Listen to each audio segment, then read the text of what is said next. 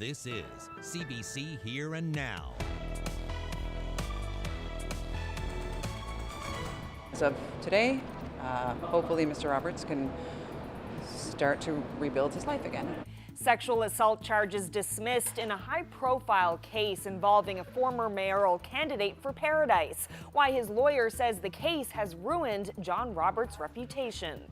You'll always wonder, how can you build a software company in Newfoundland? Well, of course you can. You can build a software company anywhere. A local company with major contracts around the world. Tonight, we take a closer look at Verafin after the tech company signed a $500 million deal. Good evening and welcome to Here and Now. I'm Carolyn Stokes.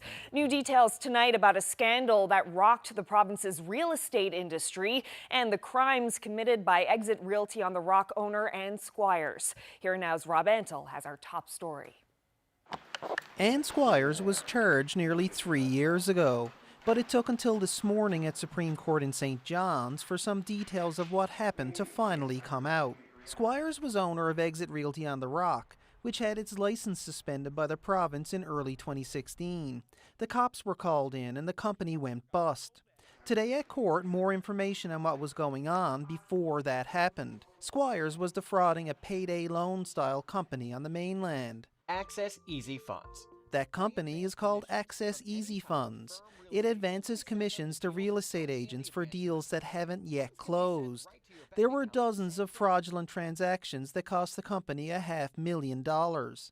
Squires sent forged purchase and sales agreements, sent documents to get commissions on properties that had not actually been developed, and other properties that did not actually exist.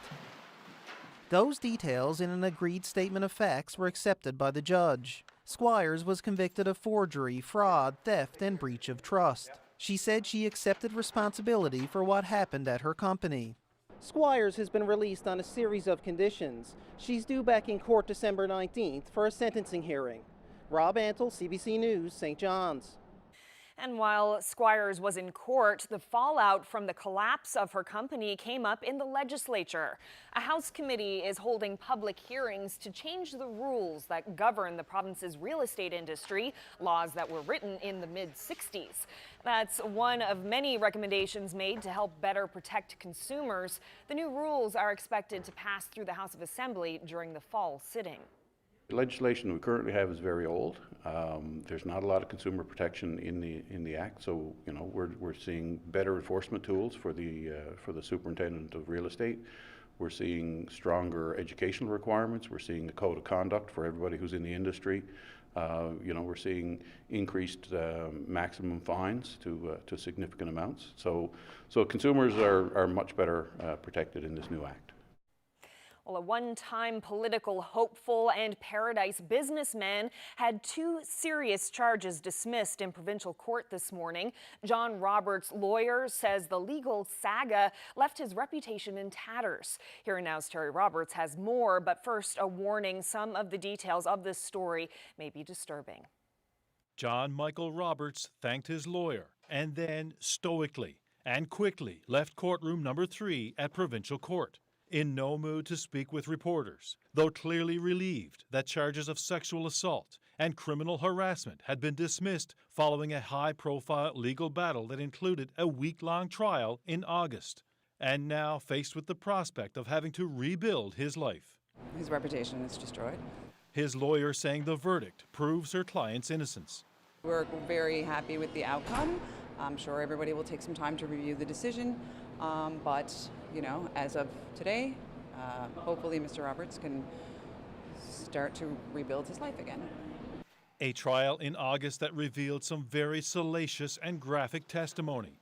Allegations that Roberts forcibly assaulted the complainant with a beer bottle, that he hounded and threatened her, but not enough evidence to convince the court of his guilt, with the judge saying the sexual assault was a case of her word against his. The judge also questioned the credibility of the complainant, who cannot be identified. The charge of criminal harassment hinged on whether the complainant was living in fear. Judge Jacqueline Brazel says the evidence did not support this. Most notably, she talked about an incident in which the complainant entered a business, knowing the accused was inside, and started a confrontation with him. If she truly was living in fear, she would have kept her distance, says the judge. Terry Roberts, CBC News, St. John's.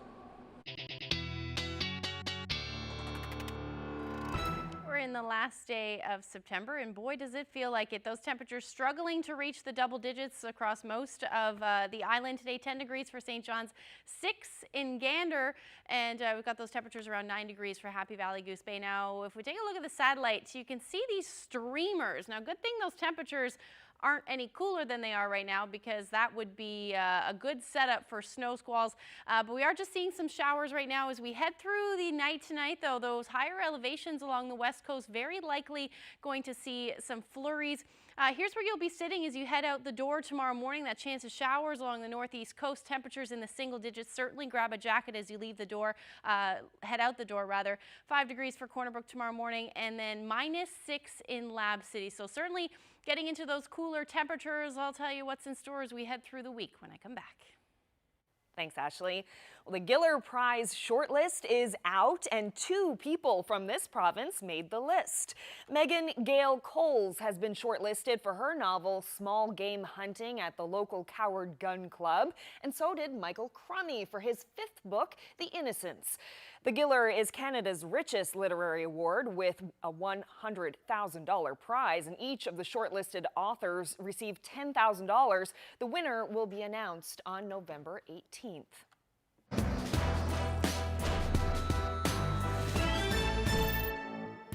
An age-old political issue in this province has reared its head in the middle of the federal election campaign.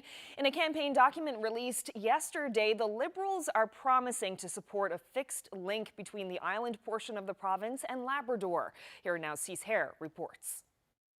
This story goes way back to the province's second premier. Frank Moores in 1975 dug a hole for a link on the Labrador side of the Straits, but eventually stopped the project. 30 years later, then Premier Danny Williams' study said it was too much with a $2 billion price tag. By the time a fixed link starts from the time it ends. And 18 months ago, Premier Dwight Ball's study recommending an undersea rail tunnel at a cost of $1.65 billion that would see a proposed single rail line carry vehicles in one direction at a time over a distance of about 16 kilometers. And then this weekend, the link notion returns. This time, it's the Liberal Party of Canada in a campaign document. It says under a national infrastructure fund, it would begin right away, supporting projects like a fixed transportation link between Labrador and the island. Labrador businessman Denny Dumaresque lobbied for the link for years. It's all about time and money. You can't properly develop an economy when you can't have a reliable transportation system 24/7, 365 at a reasonable rate. The Conservative candidate in Labrador, Larry Fleming, calls it a last-ditch empty promise to secure votes. Where was this idea, 2 years ago, a year ago, 20 days out from a federal election to throw this out again is a pretty desperate act. The Liberal candidate in Labrador, Yvonne Jones, disagrees. If we were a third party today, it would be easy to go out and issue a platform knowing that you're never going to form the government and that you don't have to deliver on it. Jack Harris with the NDP remains skeptical. It says that they're setting up a national infrastructure fund, which is nice, and that they will support projects like this one. I don't know. That's not much of a commitment, frankly. And we're talking about a project that's been on the go for quite a while. If it was serious, I guess we would have an announcement from Mr. Trudeau on this, and we certainly haven't had that. Harris calls the link reference in the platform document a throwaway line designed to help the candidate in Labrador. Cease Hare, CBC News, St. John's. Well, the Labrador Friendship Center's seniors van will continue to operate this season. Last week, CBC reported that an affordable ride option for seniors in Happy Valley Goose Bay still hadn't heard from one of its biggest contributors. Without funding, it only had a few weeks left to operate. Well, today, CBC learned the program will receive about $500 more than the $15,000 in funding it usually gets from the organization. That will allow the Friendship Center to keep its low-cost van running for now. It costs about $40,000 to keep the van running for a year, so the group says it's still looking for more contributions. It means that they know that the service will still be there tomorrow when they get up and the next day. So I'm confident that we will be able to get enough funding for this year while we have the $15,000 in place to continue and to keep the van running, and we will continue to look for the other funding. What has people wandering around the basement of a downtown St. John's church? There are a lot of clues in the crypt. I'm Katie Breen, and I'll take you here, coming up on Here and Now.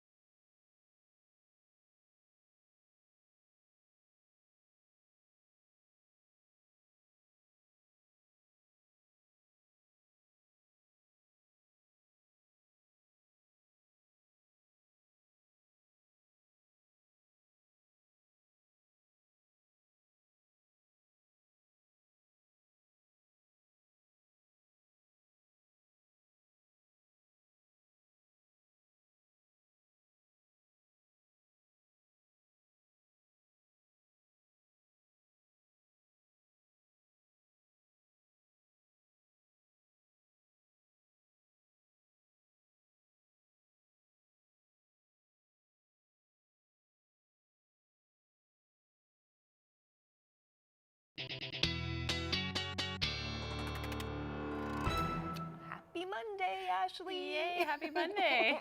It was a very strange, kind of unsettled day in St. John's today. It was super windy and rainy and sunny. Yeah, it had a little bit of everything outside today. It certainly felt like fall. We're in the last day of September, heading into October. And yeah, temperatures are getting cooler, certainly. We take a look at the daytime highs we reached today. 10 degrees was the afternoon high in St. John's, struggling to reach the single digit or the double digits in other places. Deer Lake around 9 degrees, Twillingate 6. Nain sitting at 9 degrees, and then Lab City, the cool spot, at 3 degrees this afternoon. Those temperatures pretty steady as well. We are starting to see them drop, though, for the island, down to 7 degrees in St. John's, 8 in Corner Brook. And we can thank these northwesterly winds too. Carolyn mentioned how windy it was. we're looking at those northwesterlies about 35 kilometers per hour sustained in St. John's. And because of these cooler temperatures, there's a little bit of a wind chill as well. Feeling closer to the low single digits with that wind. 22 kilometer per hour winds in St. Anthony and close to 30 for Happy Valley Goose Bay sustained. So here's a look at the satellite. We did see some showers move through the Avalon today earlier this afternoon, and we're seeing plenty of cloud cover with a few peaks of sun in the mix as well. And as we head through the night tonight, these showers are going to continue along the northeast coast and coastal Labrador as well. Starting to see some of the white stuff creep up on the models as well. So in the higher elevations, certainly in the mountainous areas or the mountain areas, we should see some flurries tonight. And that's the same up through Labrador as well. Lab City will likely see some flurries as we head through the night tonight. But then otherwise, we should see some clearing, mainly along the south coast and parts of central. We'll see clearing skies by the time tomorrow morning rolls around. So here's a look at your temperatures dipping down into the single digits. Again, those winds will stay quite strong, upwards of about 50 kilometers per hour. Those winds generally, again, out of the northwest. 4 degrees for Corner Brook tonight, 7 in Port aux Basques, where we should see partly cloudy skies. And then St. Anthony, some showers, and 3 degrees. And then again, those that flurry potential for Lab City going down to -7 tonight. That's where all that cool air is. 2 degrees for Happy Valley Goose Bay. And Nain flirting with about 4 degrees. Could see a few flurries mixed in with those showers as well. So here's tomorrow, still under the influence of that low pressure system just offshore there. Likely going to see some showers in the first half of the day along the northeast coast, and then we should see some clearing skies for the rest of the island. Same for Labrador as well, with coastal rain sticking around through the day. And then overnight, where those temperatures are going to drop, as we start to see that next system roll in, again, some white stuff showing up. So certainly in the higher elevations, we are looking at that potential for some flurries, maybe even mixed in with that rain. So tomorrow, a little cooler than today, 8 degrees for St. John's. Those winds going to stay strong again tomorrow, 10 degrees for Marystown, but again, going to see sunshine for them, or at least the sun peeking out for the most part. Gander, 9 degrees with showers potentially or we'll see those showers in the morning, and then some clearing skies into the afternoon hours. Grand Falls winds are 8 degrees. A little cooler along the coast. Happy Valley, or rather Corner Brook sitting around 7 degrees with that chance of showers, and then up through St. Anthony, 8 degrees as well. Up through Labrador, though, sun should peak back out. Going to stay around 2 degrees for Lab City, 9 degrees for Happy Valley Goose Bay, and then 6 for Nain. So that's a look at your temperatures and your forecasts as we head through the next couple of days. Not much change. We'll have all the details coming up. Carolyn? Thanks, Ashley. Well, if you're looking for a fun night out, you might consider visiting the Crypt of the Anglican Cathedral in downtown St. John's, or rather, breaking out of the Crypt. That's where our Katie Breen is tonight. Sounds like an interesting assignment. Katie, what's happening down there? Ooh. Well, there's a ton of people down here just trying to figure out how to get out of this place. They're locked in, or at least hypothetically they are. They're not actually locked in. And I'm joined here now with an expert in this kind of a thing, an escape room. This is Kevin Noseworthy with Escape Quest. He's the one who set up this whole game. And Kevin, I'm going to get you to explain to our audience what exactly an escape room is. Sure. So an escape room is kind of like a live action interactive adventure. You and your friends and family enter a space. You have a limited time to explore, look for clues, use them to solve any puzzles or obstacles we throw in your way, in the hopes of winning the game before your time runs out. It's all about teamwork and communication. Okay, and we're down in the Crypt. So can you give me, what year is this? Set the scene here. Where are we? So it's actually set in modern day. A wealthy, mysterious Mr. X is interested in a rare piece of jewelry that was donated to the church over 60 years ago. You and your friends will play a team of thieves hired by this mysterious benefactor, and you have 45 minutes to explore the crypt and find the piece of jewelry before the security team comes back and takes you to the big house. The big house. No, okay, so you don't want to get there, so you want to crack this code first. All right, I got that. So how have you incorporated the church into that storyline? Yeah, well, I mean, the church itself is one of the most iconic buildings in downtown St. John's. We have a character in the room. He's the inside guy and a fake security guard here at the church. So he's going to take you through and tell you little tidbits about the history of the building. And as you wander through, the place is almost like a living museum. So information about the building and its history is going to be key to unlocking all the boxes and finding the missing piece of jewelry. And you actually have a business where downtown that kind of has its rooms already set up. But what is it like like to come into a location like this and kind of work a storyline around the building? Oh, it's one of our favorite activities. I mean, again, this building is so iconic. The architecture is incredible. When they contacted us with the possibility of doing a fundraiser, we jumped right at it. It's so nice to have a place where you don't have to spend months building the setting. It already looks the part, so it's already a pretty epic adventure when you come in. I don't want to give away anything, but is there any kind of like particular thing that you incorporated into this that you're most particularly proud of? Well, oh, gee, that's a hard question. Put you on the spot. Oh, I didn't mean to do that. Okay, well, what about this partnership? How exactly did that come about? Yeah, so Derek is a volunteer here with the church, and he contacted us about doing a very small activity about a year ago. We ran one of our small pop-ups called Escape Artist, and when we were here and chatting, I kept commenting on how amazing the building is and how we'd love to do something bigger and better here, and so that was a year ago, and here we are. A year after the planning, we've got this event set up. And you have people crawling all over everywhere. So I guess we're going to come back here later in the show to find out more about what this fundraiser is going to benefit. But for now, I'm Katie Breen, live in St. John's. Thank you so much. People always wonder, like, how can you build a software company in Newfoundland? Well, of course you can. You can build a software company anywhere. A local company with major contracts around the world. Tonight, we take a closer look at Verafin after the tech company signed a $500 million deal.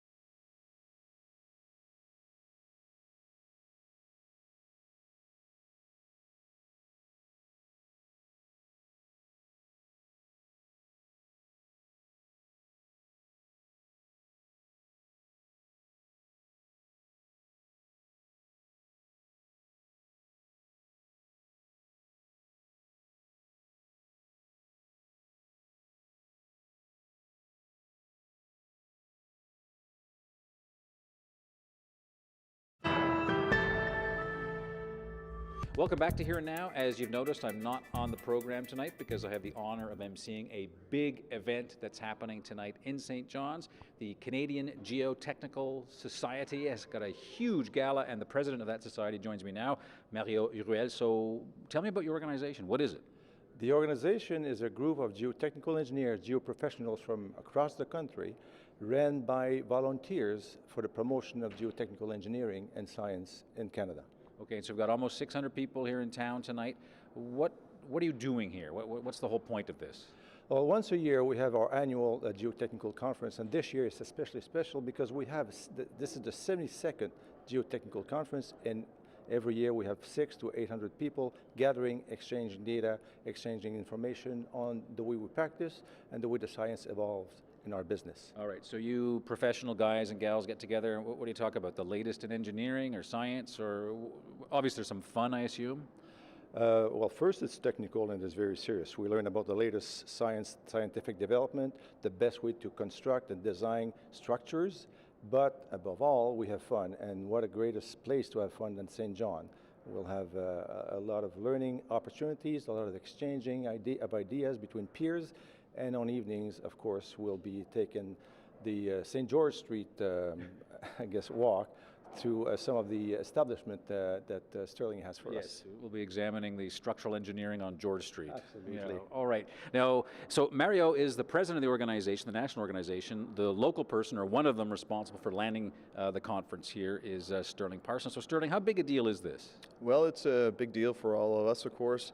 It's been 23 years since we've had the conference in St. John, so it's really our time to have it back here and celebrate geotechnical engineering and give everyone in the local practice an opportunity to attend this event. Now, as an engineer yourself, what do you enjoy the most about meeting engineers from other parts of the country and other firms? Well, obviously the technical components are important, but also networking. It's an opportunity to meet people and colleagues from across the country and just to see what they're doing and get familiar with them as well.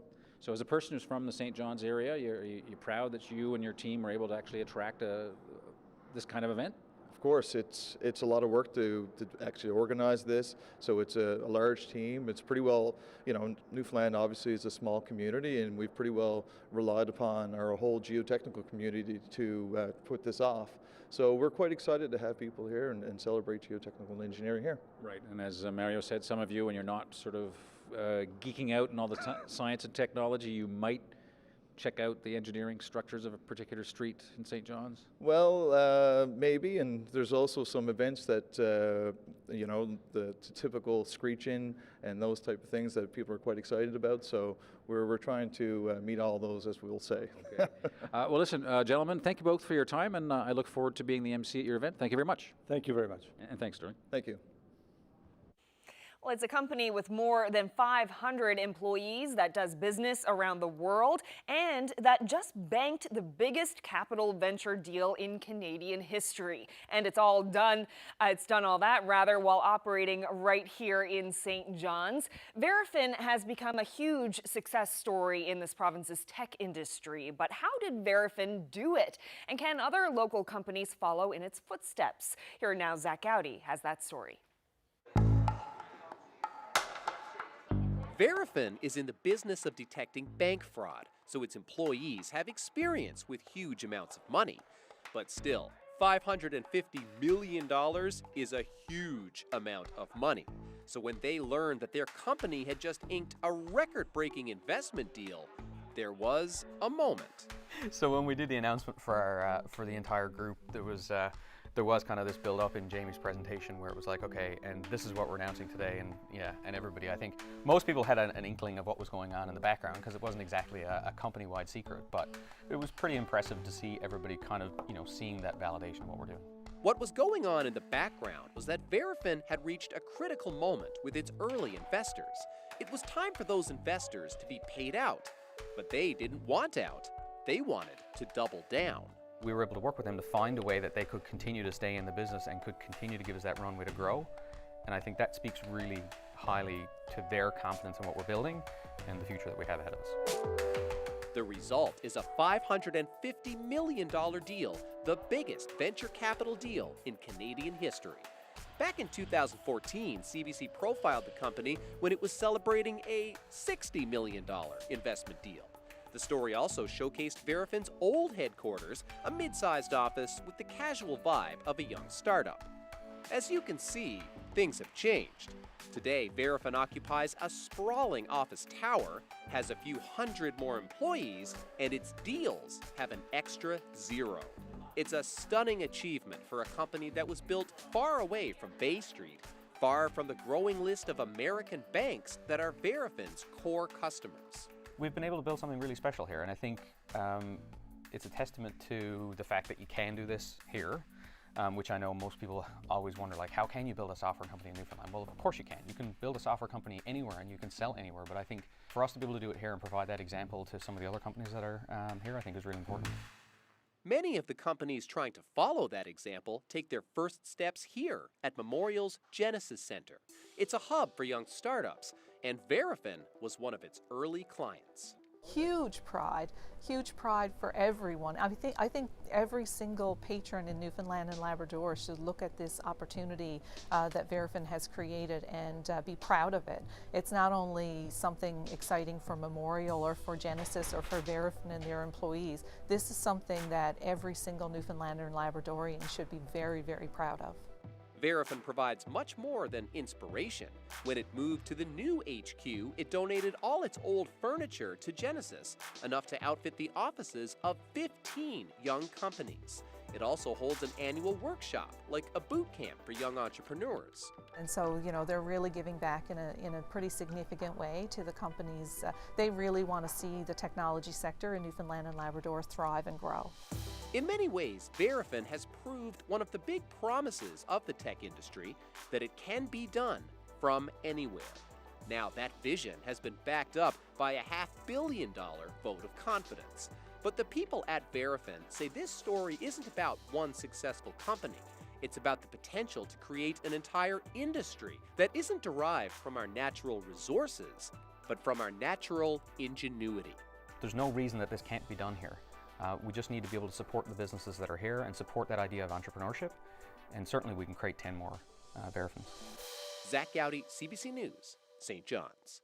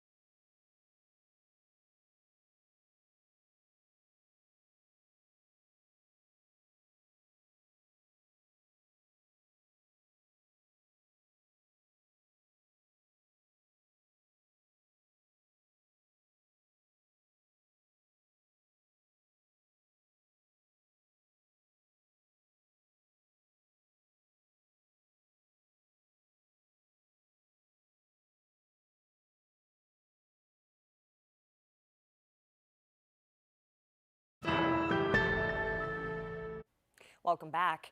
A controversial debate at St. John City Council this evening. Councillors voted on whether to lift a moratorium on new massage parlors in the city. Here now's Meg Roberts is live at City Hall. So Meg, what was the decision tonight? Council has decided to lift the moratorium on massage parlors, but that decision will not happen immediately. That will not be put in place immediately, and that's because this decision won't legally happen for another 3 months or so. Council still has to approve some development plans in order for that to go through. Now, the temporary ban was put in place about 4 years ago. At the time, the reason behind that decision was to minimize disruption in residential areas, but Maggie Burton, the councillor that put this motion forward, says it's time to reevaluate that. She says the goal is to protect the integrity of residential areas while at the same time recognizing workers' rights to selection.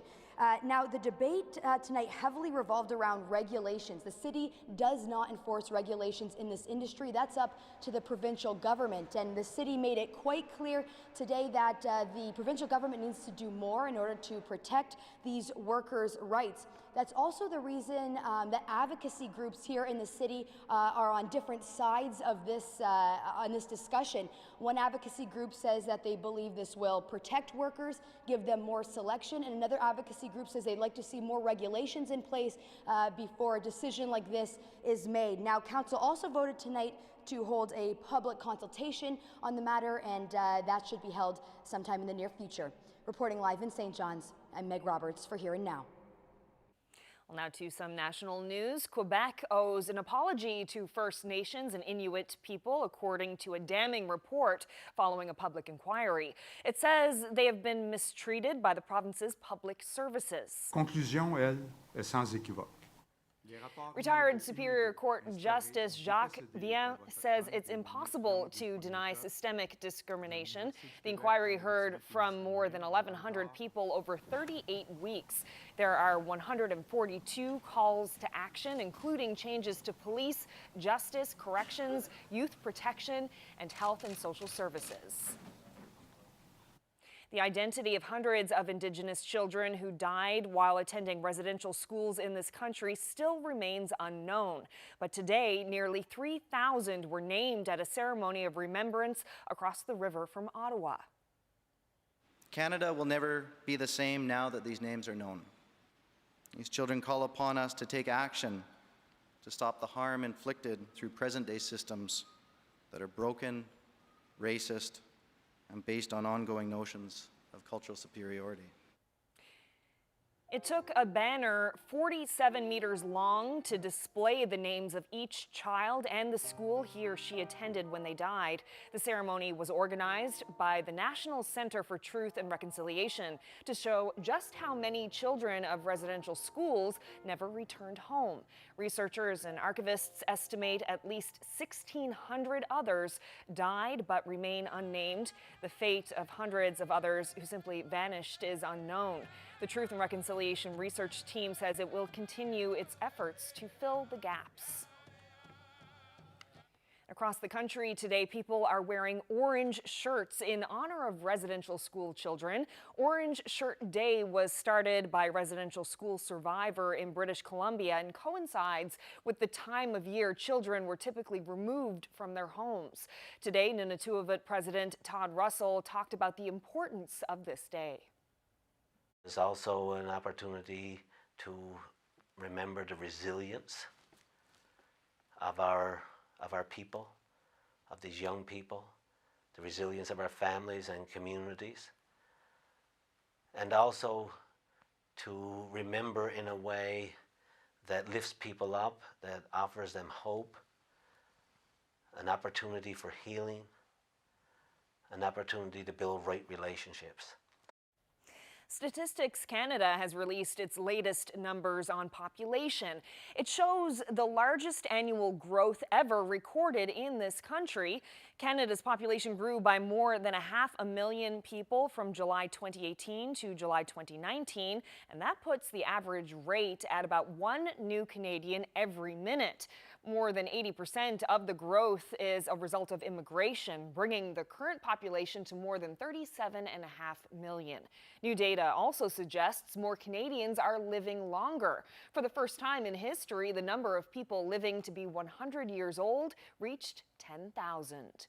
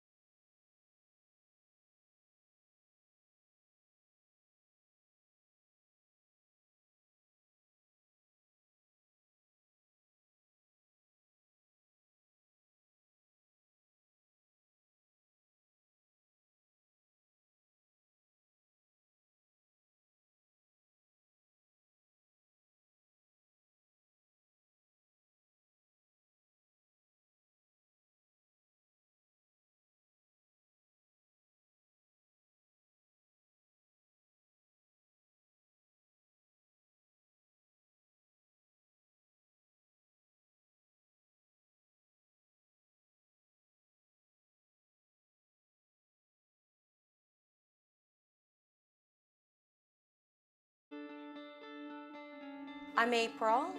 In 2009, my husband Chris was lost at sea in the sinking of the Sea Gypsy. We're checking back in with people whose lives have changed in an instant. And I remember coming in and realizing it was over.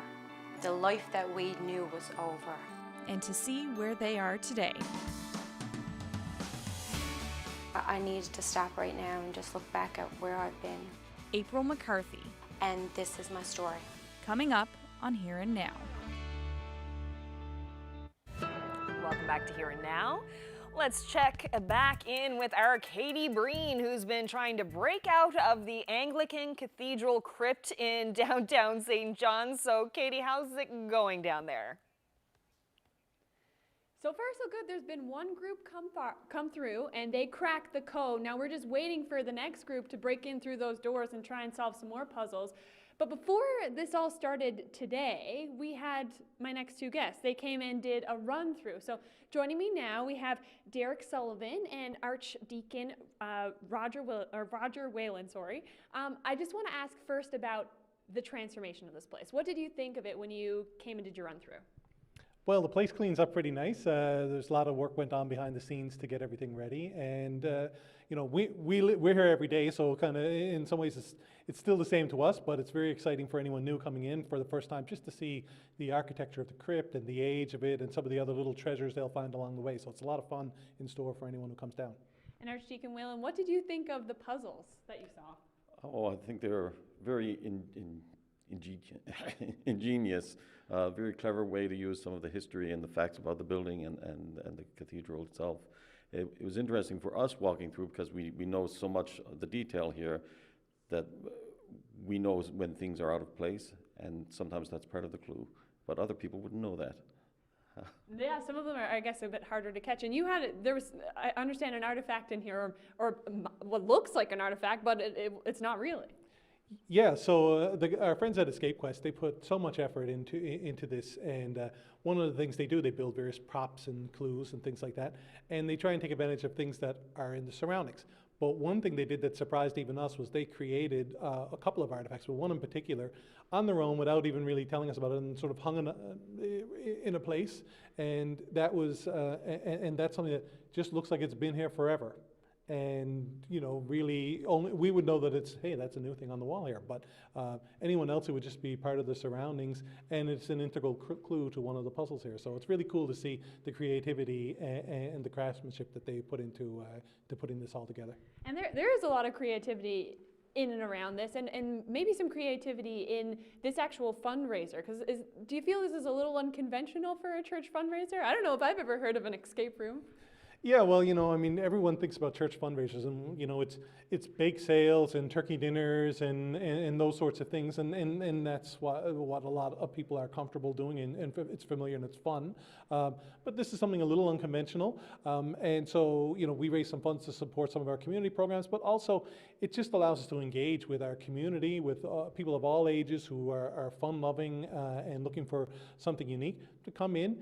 They have some fun, they get some entertainment, and maybe they see something in a different light than they're used to seeing it. So that's part of the excitement for us as well. And some of the funds raised here throughout this whole week, what will they go towards? They go to support our community programming, things that we do with outreach in the community. For example, we have the block party, we have an open house at Christmas time, we're supporting a program just recently at the penitentiary. So various things that we have a hand in with the furniture bank, there's the Amaze food house, food bank, plenty of things to help with. And so I hear tickets are going pretty fast, but if people still want to sign up for this, what number should they call? So anyone who's interested, we still have room left. We're running through to the end of the day on Saturday, every half hour from 5:30 to 10:30. 9:30 would be the last show every evening. And you can get tickets by calling our office at 726-5677, and Jill will be happy to take your orders. 726-5677. So if you want to come down and try and crack this code, that's the number to give a call. It's running now every evening until Saturday. So, Carolyn? Thanks so much, Katie. It looks like a bit of fun. Oh, absolutely. It's got cut off there a little bit, Yeah. but it's very interesting sort of thing to be doing down at the Crypt in the church downtown. I've never actually done an escape room before. So. No, me neither. Normally, the Crypt down there is used for, like, they have like afternoon teas and stuff on the weekends. So it's very different. Very different. Yeah. So, some snow in places. Yeah, out west saw, some areas saw upwards of 100 centimeters of snow over the weekend, and I know, we're not ready for that. Not ready for that. No, certainly not ready for that. And Lab West saw their first a little bit of snow over the weekend. Now, as far as what we're going to see on the island, now the upper mountains, rather, will likely see flurries through the night tonight, and they're going to continue tomorrow. Our temperatures are starting to drop. We're sitting in the single digits, and the upper levels are cold. And with that, as we head through the night, or at least the overnight, there's a chance we could see some flurries into tomorrow evening. So generally, I would say the west coast is the best chance, and it will be in those higher elevations. But otherwise, we're sitting in the single digits tomorrow again. The sun should peek out for central and parts of the Avalon, at least with cloudy periods through the day. And those temperatures up through Labrador are going to be pretty similar to what we saw today, pretty much a carbon copy of the forecast. 9 degrees for Happy Valley Goose Bay, 2 for Lab City with some sunshine, and Nain going to go up to about 6 degrees with some showers. Anywhere really along the coast, you'll see coastal showers tomorrow afternoon. So here's a look at heading into Wednesday. Pay attention to that. So that's what we're seeing. Those models are picking up on that snow. Again, the upper levels are quite cold. Whether that makes its way to the surface, those temperatures still in the single digits. So that's the good news, certainly, but we could mix with some flurries in the early morning hours on Wednesday morning. And then that's going to head towards eastern Newfoundland as well, with showers for the Avalon. And then we get back into that northwesterly flow. So cooler temperatures will continue through the day on Wednesday, and again with that chance of showers. and then some flurries possible for Lab West and the higher elevations in Labrador as well. So here's your temperature sitting between 7 and 9 degrees. So again, not moving too much. Gander 9 degrees, 8 for the Straits. Nain sitting around 3 degrees. Best chance seeing that sunshine will be for Lab City, but you're going to hang on to these cooler temperatures, only sitting around 3 degrees for that day. So here's St. John's in eastern Newfoundland over the next couple of days. Again, those temperatures staying pretty steady, anywhere from 7 to 9 degrees. This is below seasonal for this time of year. Showers as of now, certainly Wednesday and Thursday, because those temperatures are so far above zero. But as we head into the evening hours, we could see a few flakes mixed in on Thursday, and then Saturday's a little bit up in the air as well, but still sitting around 5 degrees. Those overnight lows dipping close to the 0 degree mark for most of us as we head towards the weekend. Central Newfoundland, rain both Wednesday and Thursday, and then the sun should peak out on Friday, sitting around 7 degrees. For Western Newfoundland, generally gray skies, and I have the snow icon in there on Saturday. There's still a couple of days to figure that out, but that's what we're looking at as of now. And then for Eastern Labrador, 9 degrees tomorrow, 7 degrees generally as we head through the week with some sunshine moving in. And then sunshine to start the week, and then I have those flurries in there. Look at your temperatures, 2 to 3 degrees for Lab West. So that's look at your forecast. I have a weather photo when I come back. Carolyn? Thanks, Ashley. Well, you may remember from Friday's show, the Rooms was looking and sounding very different this weekend. Skateboarders took over. They even built their own half pipe. It was all for a new exhibit featuring Indigenous artists who skateboard, surf, and snowboard. Our camera was there to catch all the action.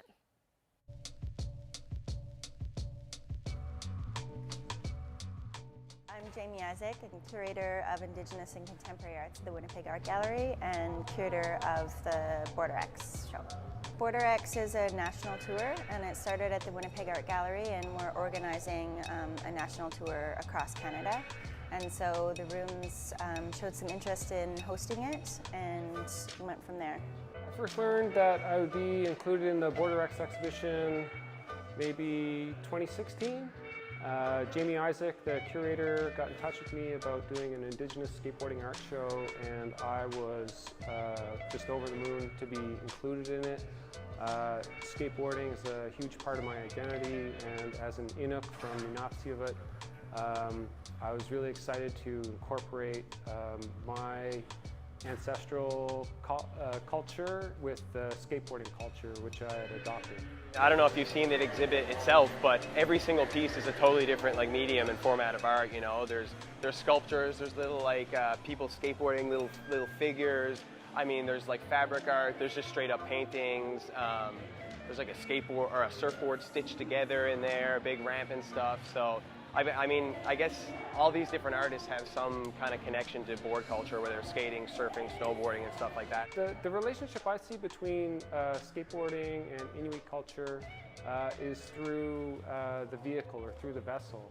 You learn how to do it through a group, and so growing up in Corner Brook and growing up in Goose Bay, Labrador, my skateboarding friends taught me how to do all the different tricks like ollies, 180s, kick flips, and heel flips. I felt it was really important to have a ramp within the gallery space, because furthering the ideas in the show and thinking about these intersections of culture and how we challenge the status quo and what we know about Indigenous nations and Indigenous people. I really wanted to further what a public space is and what a public art gallery is and who it's for. And I always felt like as a youth, I didn't really see myself inside these spaces, inside these contemporary art spaces. And so as a way of, breaking down the barriers and bringing more people into this space and really questioning how we use these public spaces and who they're for.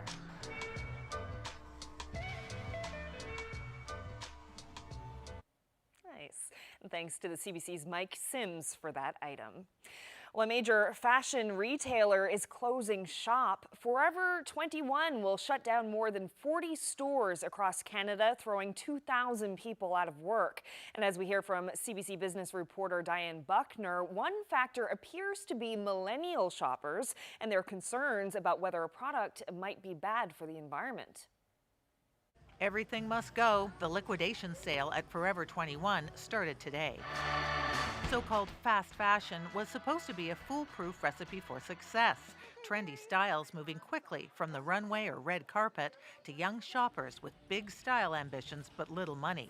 Competitors H&M and Zara followed the same recipe. The quality wasn't that great, so I found I could wear the t-shirt a couple times, but then after that I couldn't wear it as long. Forever 21's primarily, you don't get a ton of wearers out of their clothes. Forever 21 says it expanded too quickly. We went from 7 countries to 47 countries within a less than 6-year time frame, says an executive, adding that sales are shifting more to online. This was a Forever 21 location here on Toronto's Yonge Street. It closed months ago. It turns out a lot of young people are turning away from fast fashion altogether, realizing that cheaply made, disposable clothing is bad for the environment. I know H&M has had their struggles too. This retail specialist says younger millennials in particular are choosy. They look at every brand and every product in terms of what is the imprint on society, but also the imprint on the environment. I mean, fast fashion is always going to fail. I think it's high time that businesses and fashion brands are held accountable for their impact on the environment. Forever 21 is trying to keep some stores open in the U.S. and will continue to sell online. As for exactly when it will close the stores in Canada, no word yet, but the liquidation sale clearly won't go on forever. Diane Buckner, CBC News, Toronto. Well, we want to know where you're to. Take a look at this. Fall is it's happening. The colors are changing. Heather Gooby sent us this great shot. I'll tell you where it's taken when we come back.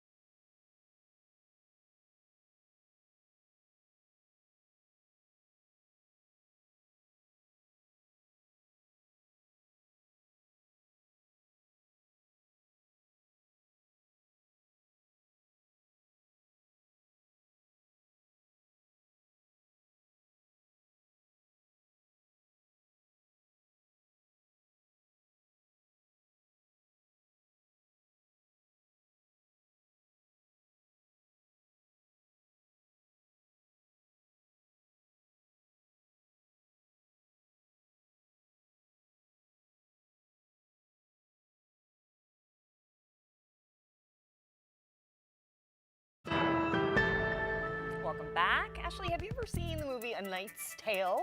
It's a bit of an old one. No, I haven't seen that yet. Yeah, it has like some scenes in it where they're jousting on horses. Okay. And this next sport is kind of like that, except you swap out the horses for bikes.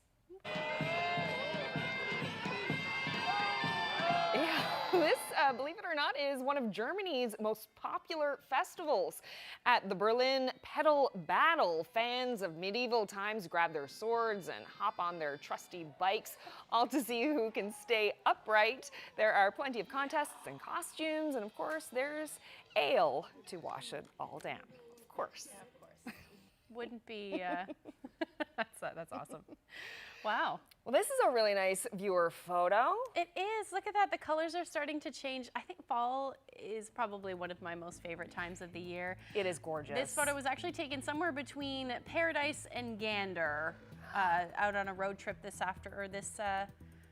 weekend. So yeah, fall's in full swing. Thank you, Heather, for sending that photo in. And if you have any that you'd like to share with us, send them to nlphotos@cbc.ca. Oh, I bet we're going to be getting a lot of those pictures. I can't wait. Gorgeous. Thank you so much for joining us, everyone, tonight. Have a great evening. Good night.